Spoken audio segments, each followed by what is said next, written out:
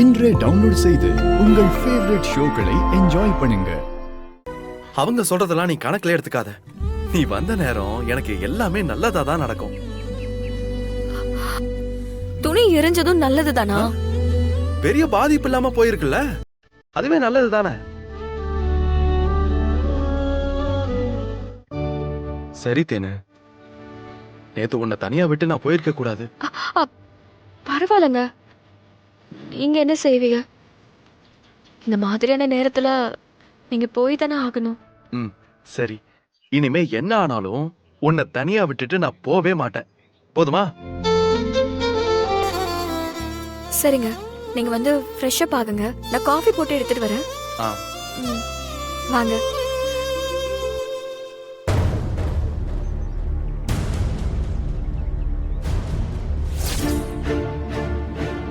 டேய், என்னாச்சுடா?